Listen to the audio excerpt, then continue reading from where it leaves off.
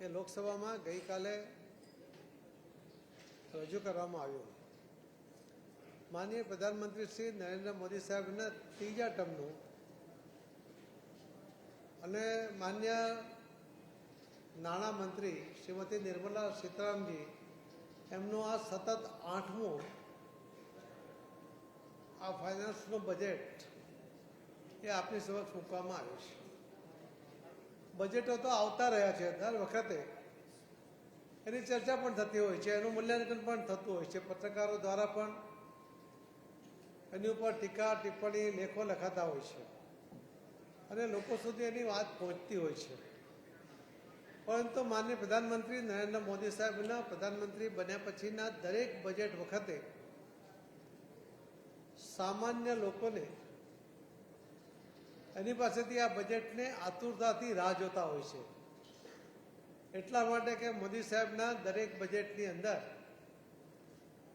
મોદી સાહેબને સરકાર દ્વારા દરેક સેક્ટરને કંઈક ને કંઈક મળશે એવી અપેક્ષા હોય છે અને મોદી સાહેબ આ બજેટમાં એ પૂર્ણ પણ કરતા રહ્યા છે. 2014માં માનનીય પ્રધાનમંત્રી શ્રી નરેન્દ્ર મોદી સાહેબ પ્રધાનમંત્રી બન્યા એના પહેલાંનું 2013નું જો બજેટ આપણે જોઈએ તો 2013ના બજેટની ટોટલ સાઇઝ હતી 16 લાખ કરોડ રૂપિયા. આજે વૈશ્વિક પરિસ્થિતિ આર્થિક રીતે અનુકૂળ નથી. અનેક યુદ્ધોને કારણે, અનેક કુદરતી આપત્તિને કારણે, અનેક દેશોમાં અસ્થિરતાને કારણે વૈશ્વિક સ્થિતિ અસ્થિર હોવા છતાં, નબળી હોવા છતાં મોદી સાહેબના ત્રીજા ટર્મનું આ પહેલું બજેટ, સંપૂર્ણ બજેટ એ 50+ લાખ કરોડનું એ એમણે મૂક્યું છે. 2013નું 16 લાખ અને ત્યાર પછીનો આજનો બજેટ 50 લાખ કરોડ. એટલે કેટલો મોટો ફરક અને કેટલી મોટી સાઇઝ એ આપના ફિગર પરથી જ આપણને જોવા મળશે. કોંગ્રેસના કે વિપક્ષોની સરકાર વખતે આપણું રક્ષા બજેટ 5.61 લાખ કરોડનું હતું. મોદી સાહેબને રક્ષા માટે લગભગ 6.81 લાખ કરોડ એમાં ફાળવ્યા છે. વિપક્ષોની સરકાર વખતે અને કોંગ્રેસની સરકાર વખતે તમામ શસ્ત્રો, દારૂગોળો એટલે શસ્ત્ર, સરંજામ, હથિયારો આ બધું 100% વિદેશમાંથી આયાત થતું હતું. મોદી સાહેબે આ 10 વર્ષની અંદર આપણા જ દેશની અંદર એનું ઉત્પાદન વધારીને આપણી જરૂરિયાતના 75% જે ટોટલ આયાત થતો એના 75% શસ્ત્રો, દારૂગોળો એ બધું જ હવે આપણા દેશમાં બનતું થયું છે. એના કારણે આ જે બજેટની રાશિ છે એ આપણા દેશમાં શસ્ત્રો ઉત્પાદન કરવાને કારણે આપણા દેશના યુવાનોનેમાંથી રોજગારી પણ મળે છે અને આ રાશિ આપણા દેશમાં એ જળવાયેલી પણ રહે છે. કૃષિ ક્ષેત્રમાં પણ અનેક ગણો વધારો મોદી સાહેબે કર્યો છે અને કિસાન ક્રેડિટ કાર્ડ જેની મર્યાદા 3 લાખની હતી એની મર્યાદા 5 લાખ કરી છે. એના કારણે કિસાનોને વધુ લોન બેંકમાંથી મળશે. એનાથી એમને પોતાને પણ અનુકૂળતા થશે. MSMEની અંદર પણ જે ઉદ્યમી પોર્ટલ ઉપર રજિસ્ટર્ડ જે ઇન્ડસ્ટ્રીઝ હતી એમને પણ એમના MSMEના કાર્ડમાં પણ 5 લાખનો વધારો કરવામાં આવ્યો છે. સૌથી મોટી વાત હતી કે લગભગ સરકારી નોકરી કે અન્ય નોકરીમાં કામ કરવાવાળા લોકોનો પગાર એમાંથી ઇન્કમટેક્સ સીધો કપાઈ જતો હતો.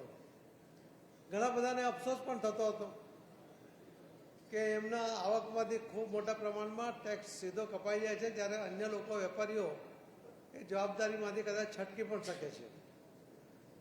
આ વખતે મોદી સાહેબે નાણામંત્રી સાથે આજે બજેટ રજૂ કર્યું છે. એની અંદર 12 લાખ રૂપિયાની વાર્ષિક આવક એટલે મહિને 1 લાખ રૂપિયા કમાતા વ્યક્તિ હશે એમને એક પણ રૂપિયો ટેક્સ ભરવાનો થતો નથી. સામાન્ય રીતે આપણે 30% જો સ્લેબ ગણીએ તો લગભગ 2,40,000 ટેક્સ ભરવાનો થાય. કદાચ પહેલાં જે 2 કે 3 લાખ સુધી છૂટ હતી એ પણ જો કાઢવા જઈએ આપણે તો પણ આપણે લગભગ 1.5-2 લાખ રૂપિયા ટેક્સ ભરવો પડતો હતો. એ રીતે જોઈએ તો આપણને દર મહિને લગભગ 15,000 રૂપિયા આ ફેમિલીને વધારાના વાપરવા માટે મળવાના છે, જેને ટેક્સમાં જતા હતા. એના કારણે આ પહેલું બજેટ એવું છે કે જેની અંદર સરકારની કમાણી નથી વધી, લોકોની કમાણીમાં વધારો થયો છે. અને જે નોકરિયાત વર્ગ છે, જે મધ્યમ વર્ગના નોકરિયાત છે, એમને આ 12 લાખ સુધીની રાહતને કારણે ખૂબ મોટો ફાયદો પણ થયો છે.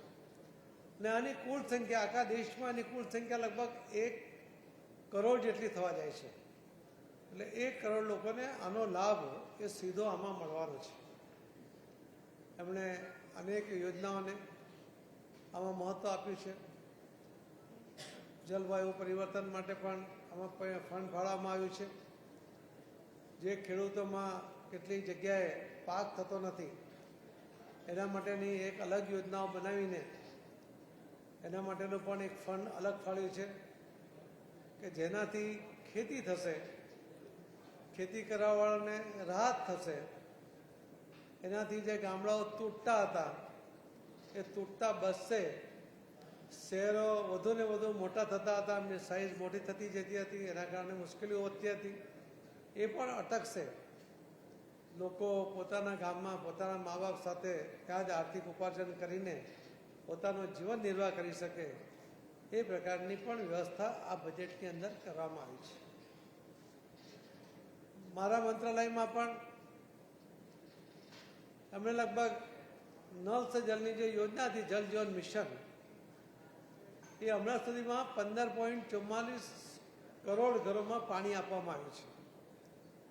સંખ્યાની દ્રષ્ટિએ જોઈએ તો એક ઘરમાં જો 5 લોકોને ગણીએ તો 75 કરોડ લોકોને એના ઘરમાં પાણી આપવામાં આવ્યું છે.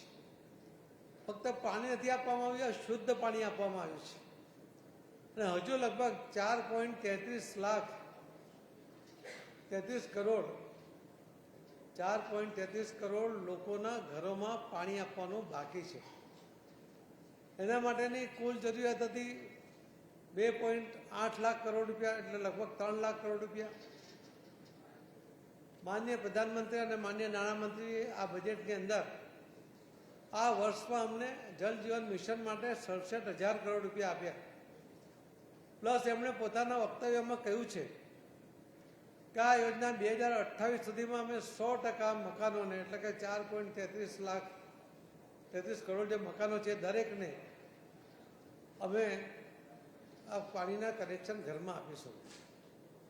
એના માટેની પૂર્ણ જરૂરિયાત એ આ બજેટમાં એમને સ્વીકારી લીધી છે. અને એ રીતે ખૂબ મોટું ફંડ એ જલ જીવન મિશન માટે પણ એમણે ફાળવી આપ્યું છે. કેમ કે જલ જીવન મિશનના અનેક ફાયદા પણ થયા છે. WHO રિપોર્ટ કહે છે કે જે બહેનો દૂર સુધી પાણી લેવા જતી હતી, ત્યાંથી પાણીનો વજન બોજો ઉઠાવીને આવતી હતી, એના માટે જવામાં બહેનોના આ દેશની અંદર રોજના 5.5 કરોડ કલાક એમાં વપરાતા હતા. નળ સે જલ પાણી આપવાને કારણે એમને હવે પાણી લેવા જવાની જરૂર નથી પડતી. એમાં એમનો સમયનો બચાવ થયો છે, એમની તકલીફો બંધ થઈ છે. અને એના કારણે 5.5 કરોડ કલાક એ પોતાના બાળકો માટે, પોતાના ઘર માટે, પોતાના બાળકોના એજ્યુકેશન માટે અથવા તો એ સમયમાં કંઈક કામ કરીને ઘર માટે આર્થિક ઉપાર્જન કરી શકે એ પ્રકારની તક એને મળી છે. આવો WHO રિપોર્ટ કહે છે. WHO રિપોર્ટ એમ પણ કહે છે કે જલ જીવન મિશનને કારણે જે શુદ્ધ પાણી મળતું થયું છે, તો જે નાના બાળકો અશુદ્ધ પાણીને કારણે એમનો જે મૃત્યુઆંક હતો એ લગભગ 4 લાખ જેટલા બાળકોને મૃત્યુમાંથી બચાવી શકાયા છે. આ શુદ્ધ પાણી આપવાનો સીધો ફાયદો 4 લાખ બાળકોના જીવ બચ્યા છે. એની કોઈ કિંમત નથી. સાથે સાથે દરેક લોકો અશુદ્ધ પાણી હોવાને કારણે બીમારીઓનો ભોગ બનતા હતા, બાળકો ભોગ બનતા હતા. એનો કુલ ખર્ચો દરેક વ્યક્તિઓનો મળીને 8.4 લાખ કરોડ થતો હતો. એટલે લગભગ 8.5 લાખ કરોડ એનો ખર્ચ થતો હતો. અશુદ્ધ પાણીને કારણે WHO રિપોર્ટ પણ કહે છે અને નોબેલ પારિતોષિક વિજેતા લેખક એમણે પોતાના શોધમાં પણ આ કહ્યું છે કે આને કારણે બાળકોના જીવ બચ્યા, મહિલાઓનો સમય બચ્યો, 8.4 લાખ કરોડ રૂપિયા લોકોના ખર્ચ થતા બચ્યા. અને દવાને કારણે જે આડઅસરો આવતી હતી કે કોઈ પણ દવા આપણને થોડા વર્ષો પછી પણ કે લાંબા અરસા પછી પણ શરીર પર એની બેડ ઇફેક્ટ આવતી હોય છે. લોકો દવા કે ઇન્જેક્શનો લે, બાળકોના શરીરમાં પણ દવા કે ઇન્જેક્શનો જાય જે બિનજરૂરી હતી, એ બંધ થવાને કારણે બાળકો વધુ સશક્ત પણ થયા છે. આ જલ જીવન મિશન માટે પણ મોદી સાહેબે આ વર્ષના બજેટમાં 67,000 કરોડ અને પ્લસ આખી યોજના માટે 2.8 લાખ કરોડ રૂપિયા ફાળી આપ્યા છે. એના માટે હું એમનો માન્ય પ્રધાનમંત્રી શ્રી નરેન્દ્ર મોદી સાહેબનો અને નાણામંત્રી શ્રીમતી નિર્મલા સીતારામનજીનો ખૂબ ખૂબ આભાર માનું છું. ગુજરાતની અંદર પણ ગિફ્ટ સિટીની અંદર અનેક રોકાણો માટેની અનેક તકો, એના માટે અનેક સુવિધાની સાથે અનેક લાભ આપવા માટેનો પણ જાહેરાતો આમાં કરવામાં આવી છે. એ જ બતાવે છે કે દરેક વ્યક્તિ માટેનું બજેટ, દરેક સેક્ટર લોકો માટે, યુવા હોય, મહિલા હોય, બાળક હોય, વૃદ્ધો હોય, ખેડૂત હોય, માછીમાર હોય, કોઈ પણ સેક્ટરમાં લોકો છે, દરેકને કંઈક ને કંઈક આપવા માટેનો પ્રયત્ન સફળતાપૂર્વક આ બજેટમાં એનો સમાવેશ કરવામાં આવ્યો છે. એના કારણે લોકોની અપેક્ષાઓ પણ સંતોષાય હોય એ પ્રકારનો એક ભાવ બન્યો છે. લોકો આના કારણે ખૂબ ખુશ પણ છે. મારે આપના માધ્યમથી આટલું જ કહેવું છે કે માન્ય પ્રધાનમંત્રી નરેન્દ્ર મોદી સાહેબના આ 50 લાખ કરોડના આ બજેટની અંદર તમામ લોકોને સંતોષવા માટેનો, એમની જરૂરિયાતોને પૂર્ણ કરવા માટેનો પ્રયત્ન સફળતાપૂર્વક થયો છે. અને પ્રધાનમંત્રી શ્રી અને શ્રીમતી નિર્મલા સીતારામનજીને ફરીથી ખૂબ ખૂબ ધન્યવાદ સાથે મારી વાત પૂરી કરું છું. આપ સૌને પણ વિનંતી છે કે આપના માધ્યમથી આ વાત લોકો સુધી પહોંચે એવી આપને વિનંતી છે. ધન્યવાદ.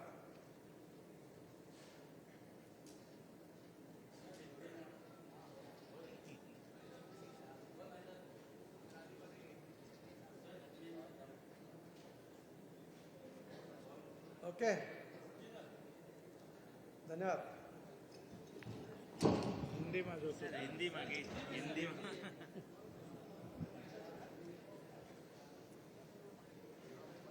શરૂ કરો. नमस्कार.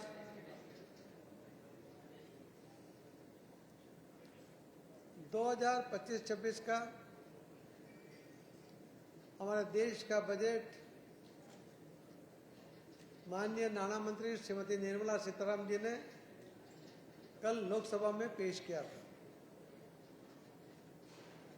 माननीय प्रधानमंत्री नरेंद्र मोदी साहब ने 2014 में प्रधानमंत्री बनने के पहले का कांग्रेस का जो बजट था उसकी साइज थी 16 लाख करोड़ रुपया.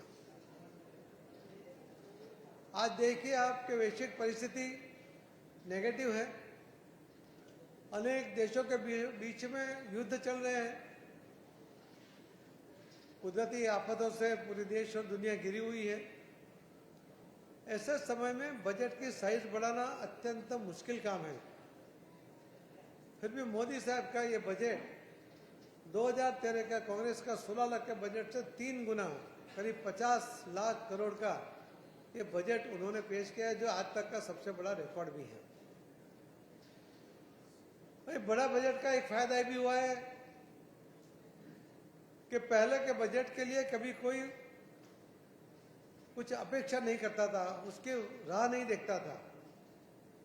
मोदी साहब की सरकार बनने के बाद लोग बजट की राह देखते हैं. उन्हें लगता है कि इस बजट के अंदर उनके लिए भी कुछ न कुछ मोदी साहब ने दिया होगा और ये सभी की आशा पूर्ण करने के लिए, उनकी अपेक्षा पूर्ण करने के लिए, उनका जीवन सरल हो जाए, उसके लिए मोदी साहब ने और नाणा मंत्री श्रीमती निर्मला सीतारामन जी ने पूरी सफलतापूर्वक कोशिश की है.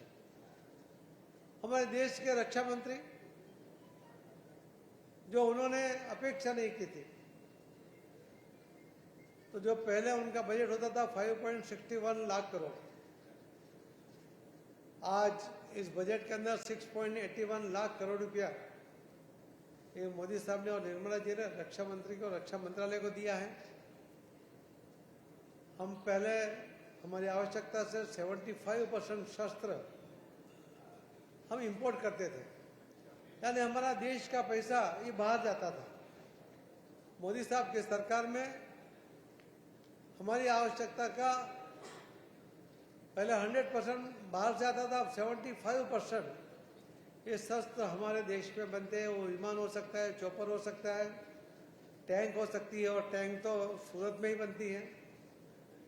इस तरह से अलग अलग जो शस्त्रों का निर्माण हमारे देश में होने के कारण हमारे देश के युवाओं को मौका मिलता है, उनको जॉब भी मिलता है, उनको अपना टैलेंट साबित करने के लिए बहुत बड़ा मौका उनको यहाँ पर मिल भी रहा है।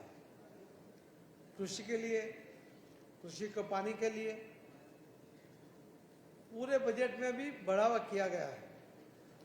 किसान क्रेडिट कार्ड की जो लिमिट थी वो 3 लाख से 5 लाख कर दी, उसकी वजह से उनको ज़्यादा लोन मिलेगी, उनको ज़्यादा फायदा उसमें से होगा।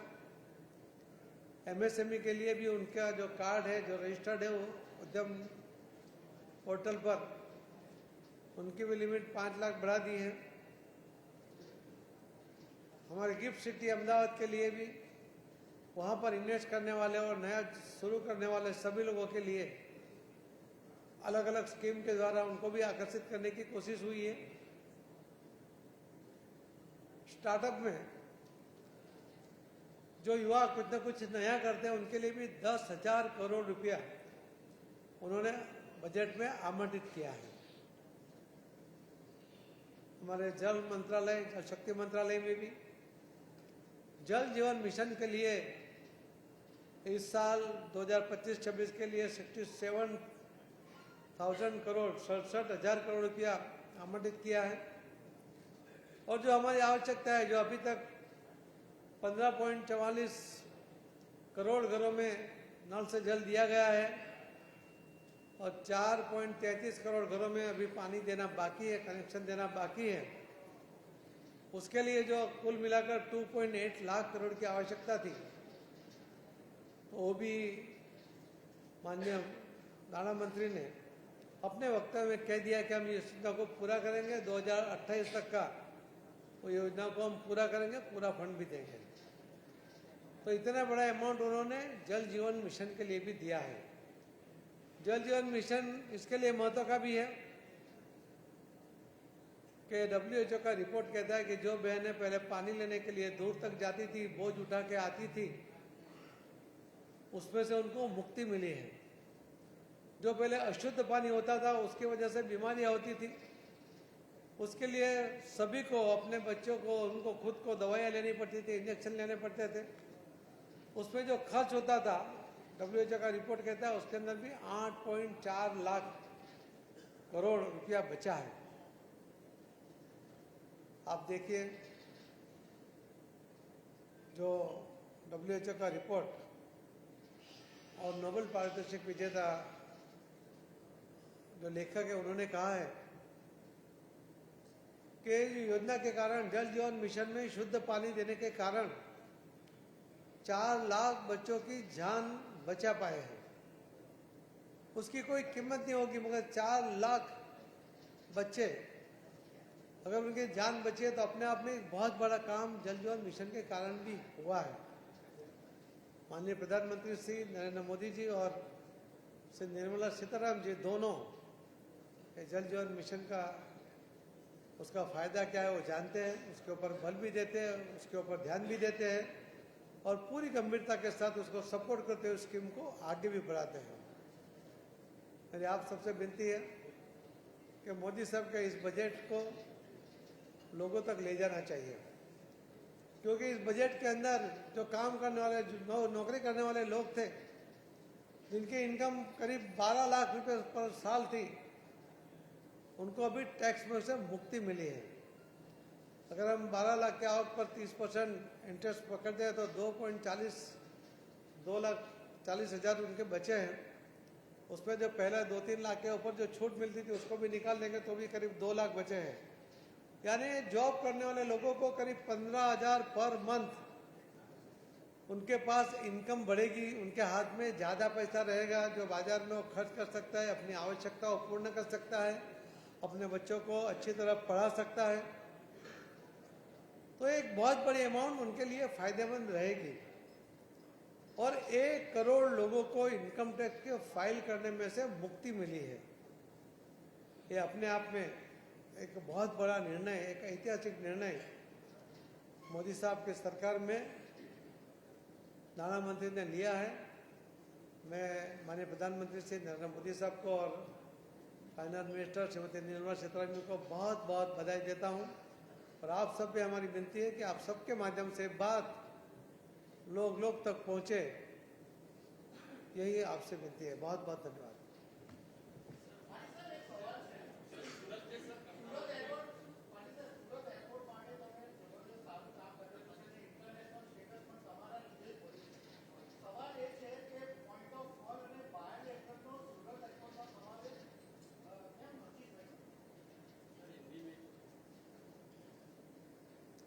देखो, सूरत एयरपोर्ट जो हमने देखा था, आप लोगों ने भी देखा था, उसकी क्या परिस्थिति थी।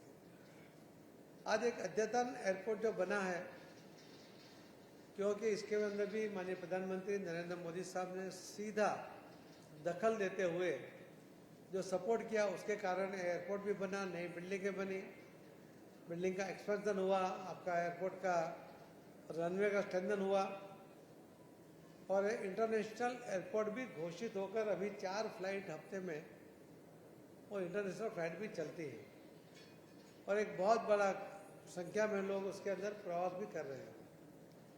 जो सुविधा भी कमी है, उसके लिए हमने अभी करीब 15 दिन पहले एविएशन मिनिस्टर के साथ मीटिंग की थी। उसके अंदर जो एविएशन कमीशन में कमेटी में जो एडवाइजरी कमेटी है, उसके अंदर के जो मेंबर हैं, उन सबको भी हमने दिल्ली बुलाया था और एविएशन मिनिस्टर के साथ उनके सामने सभी प्रश्न रखे हैं और उन्होंने प्रॉमिस किया है। हम लोग दावोस में साथ में थे, जब भी उन्होंने कहा है कि हम लोग 4-5 जो आइटम थी वो तो हम तुरंत ही कर रहे हैं और बाकी का भी शॉर्ट आउट करेगा। हमें बॉम्बे के कनेक्टिविटी के लिए भी हमने कहा है, वो भी कनेक्टिविटी आने वाले दिनों में मिल जाएगी।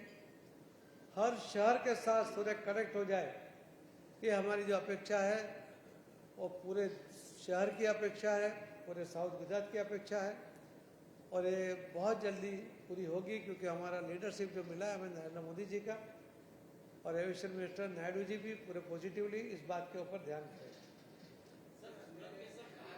एक एक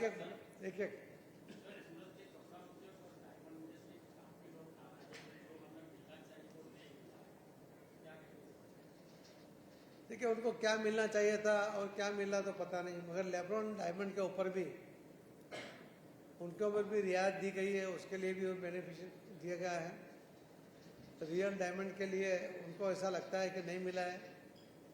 हर व्यक्ति को हर बार तो नहीं मिल पाएगा, मगर फिर भी मुझे लगता है कि रियल के सामने आज सूरत में लेब्रॉन डायमंड बहुत ज़ोरों में चल रहा है और उसको जब रियल डायमंड आता है तो उसको इंपोर्ट करते हैं, उसके ऊपर जॉबर करते हैं, तो इतना ही वैल्यूएशन बढ़ता है। जब लेब्रॉन है हमारे देश में उसका उत्पादन है, उससे अंदर बहुत बड़ा फायदा देश को मिलता है। तो स्वाभाविक है, उसके अंदर बहुत लोगों को काम भी मिल रहा है, तो उसके लिए थोड़ा किया। हर जगह शायद इस बार नहीं हुआ होगा। टेक्सटाइल की जो आवश्यकता है वो हर बार पूरी हो ही रही है। उसको जो इंफ्रास्ट्रक्चर देना है वो भी यहाँ मिल ही रहा है और उसी के कारण सूरत ये टेक्सटाइल में आज सबसे आगे भी चल रहा है। सरकार की नीतियों से अगर उसको फायदा नहीं होगा तो उसको ये गला उसका घोट देते, कहीं तो आगे नहीं बढ़ने देते। और टेक्सटाइल जो इंडस्ट्री है वो भी अपने आप में कुछ ना कुछ नया करते हुए सरकार की योजनाओं के साथ, उनके नियमों के साथ, उनकी नीतियों के साथ हम भी उसको सपोर्ट कर रहे हैं। जब भी कोई प्रश्न आता है उनके सपोर्ट में आकर उसको सपोर्ट कर रहे हैं। कई बाजू जमनी बाजू बोलो। બજેટમાં છે ને 3 જોગવાઈ ખૂબ સારી લાગે છે અને એમાં આપણને સુરત પણ દેખાય. શું દેખાય? એક કેન્સર સેન્ટર છે ને, તે આખા દેશમાં બસો બનાવવાના છે, જે ટ્રાઇબલ એરિયાને કનેક્ટેડ ડિસ્ટ્રિક્ટ હોય તેવું.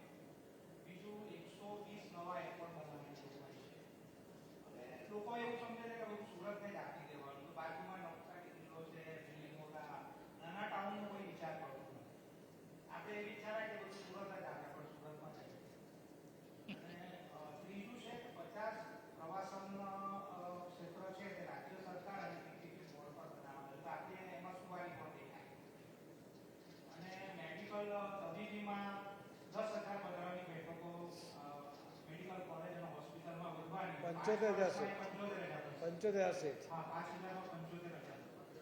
આ પૈકી આપણી પાસે શું શું આવી શકે છે તમારા પ્રયાસ? જો છેલ્લા 10 વર્ષની અંદર મેડિકલની સીટો જે સુરતમાં હતી એ ડબલથી પણ વધારે સીટો વધી ગઈ છે. એ આપણે બધાના સંયુક્ત પ્રયાસોને કારણે જ વધી છે.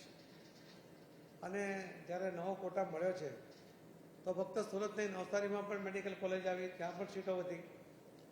અને આખા દેશમાં દરેક જિલ્લામાં એક મેડિકલ કોલેજ બનાવી એ જે મોદી સાહેબે શરૂ કર્યું એના કારણે દરેક જિલ્લાની અંદર કરી. એટલે હવે કોઈ એક જિલ્લામાં કે એક શહેરમાં વધે એના કરતાં સાથે સાથે બાજુના જિલ્લામાં પણ જે તમે કહ્યું તેમ વધે એ અત્યંત મહત્વ. એટલે દીવ દમણ, વલસાડ, નવસારી, સુરત અને વ્યારા તરફને એમાં પણ મેડિકલ કોલેજ દ્વારા ત્યાં પણ ચાલુ કરાવીને આવી પણ સીટો વધારવાનો પ્રયત્ન થયો છે કે બહારનો કોઈ વિદ્યાર્થી, ગામનો કોઈ વિદ્યાર્થી અહીં આવીને ભણે એના કરતાં એ પોતાના ઘર પાસે નજીકમાં એ ભણી શકે, એનો ખર્ચ પણ ઓછો થાય અને એને અનુકૂળતા પણ છે. એ પણ એનાથી મોટો ફાયદો થશે. 75,000 સીટ વધવાને કારણે જે તમે કહ્યું છે એમાં કે મેડિકલ ટુરિઝમ પણ એમાં વધશે. થોડું સસ્તી સારવાર મળવાને કારણે જે વિદેશોમાં ખૂબ મોંઘી સારવાર છે એના કારણે વિદેશના લોકો એ આપણા દેશમાં આવીને ટ્રીટમેન્ટ કરાવવાનું પસંદ કરશે. આજે પણ હાડકાની વાત હશે કે ડેન્ટિસ્ટની વાત હશે, તો ઘણા બધા લોકો જ્યારે અહીંયા આવે છે ત્યારે પ્લાન કરીને આવે છે કે અહીંયા જ એની ટ્રીટમેન્ટ એ લેતા હોય છે. તો આ ડૉક્ટરોની જે આપણી જરૂરિયાત છે એ જરૂરિયાતને પૂર્ણ કરવા માટે પણ આ 75,000 સીટ વધવાથી ફાયદો થશે. કારણ કે આ દર વર્ષે 75,000 ડૉક્ટર્સ બહાર પડશે. એટલે એક સમય એવો આવશે થોડા વર્ષો પછી કે આપણી જરૂરિયાત પૂર્ણ થઈ જશે અને વધુ ડૉક્ટરો આવવાને કારણે થોડી સ્પર્ધાત્મક થશે, સારી સારવાર થશે. એના કારણે જે મેડિકલ ટુરિઝમ તો વધશે પણ આપણા દેશના લોકોને પણ સારી સગવડ એમાંથી મળશે. જે બસો એરપોર્ટ છે, સ્વાભાવિક છે આપણું એરપોર્ટ મળ્યું છે. આપણા એરપોર્ટમાં આવનારા 50 વર્ષ સુધીમાં આપણે રોજના 100થી પણ વધારે જો ફ્લાઇટ લેન્ડ કર્યું એટલી મોટી વ્યવસ્થા આપણી પાસે છે. લગભગ એનાથી વધારે ફિગર છે પણ ચોક્કસ નથી એટલે હું કહેતો નથી. પણ હવે જે જરૂરિયાત છે તો બાજુમાં દૂર દૂર સુધી નજીકના વિકસિત થયેલા આવા નગરો હોય ત્યાં પણ આવા જો એરપોર્ટ બને. એક સમય હતો કે 75 એરપોર્ટ હતા, એના મોદી સાહેબે 150 કર્યા ને આજે નવા જ્યારે 200 એટલે આવી કલ્પના જ નથી કરી કે 200 એરપોર્ટ આપણા દેશમાં વધારાના બનાવી શકાય 150 ગયા પછી. એવી કલ્પના જ આપણે નથી કરી. એટલે જ કહું ને કે મોદી સાહેબ દરેકની અપેક્ષાઓ પૂર્ણ કરવા માટે મોટો પ્રયત્ન કરે છે અને 200 એરપોર્ટને કારણે આપણી કનેક્ટિવિટી પણ ખૂબ વધી જશે, લોકોનો સમય બચશે. ધન્યવાદ મિત્રો.